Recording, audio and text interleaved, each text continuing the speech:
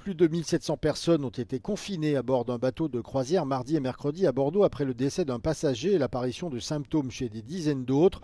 Selon les analyses suite à des prélèvements à bord, il s'agissait d'une épidémie de gastro-entérite d'origine virale. Les autorités ont donc décidé ce mercredi soir de lever partiellement la quarantaine et d'autoriser les personnes en bonne santé à quitter le navire.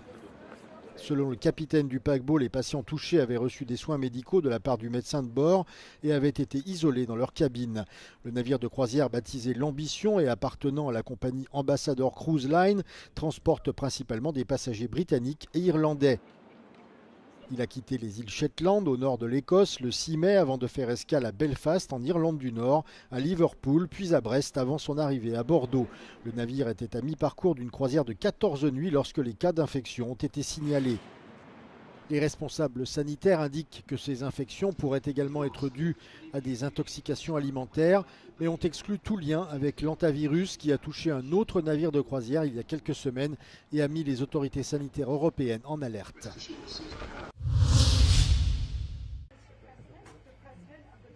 Donald Trump entame un séjour de 2 jours en Chine, une visite diplomatique très attendue qui marque le premier voyage d'un président américain dans le pays depuis près de 10 ans. Le précédent déplacement revenant aussi au milliardaire américain lors de son premier mandat.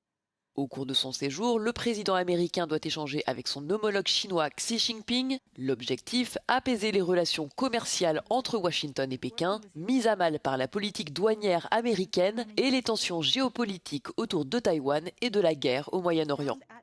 Une quinzaine de grands patrons américains sont du voyage, parmi lesquels Jensen Huang, le PDG d'NVIDIA, Elon Musk pour Tesla ou encore Tim Cook pour Apple. Washington espère conclure plusieurs accords commerciaux, notamment une augmentation des achats de produits agricoles et d'avions américains par la Chine. Pékin, de son côté, dispose de plusieurs atouts stratégiques, parmi lesquels son contrôle sur les exportations de terres rares et ses liens diplomatiques privilégiés avec Téhéran. Les négociateurs européens sont parvenus à un accord provisoire sur la mise en œuvre de l'entente commerciale entre l'Union européenne et les États-Unis, selon plusieurs sources proches du dossier. Cet accord conclu l'été dernier entre Donald Trump et la présidente de la Commission, Ursula von der Leyen, prévoit une réduction à zéro des droits de douane européens sur les produits américains. Mais depuis, le Parlement européen réclame davantage de garanties pour éviter un déséquilibre au détriment de l'UE. Un compromis a été trouvé autour d'un mécanisme de sauvegarde. L'Union pourrait réintroduire des droits de douane sur les produits industriels américains en cas de forte hausse des importations perturbant le marché européen. Les négociateurs se sont aussi entendus sur une possible clause de caducité qui mettrait automatiquement fin à l'accord s'il n'est pas renouvelé dans un délai encore à définir. En revanche, plusieurs points restent sensibles.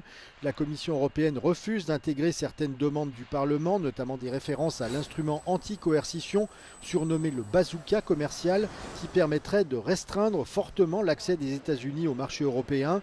Elle s'oppose également à des clauses permettant de suspendre l'accord en cas de nouvelles tensions politiques.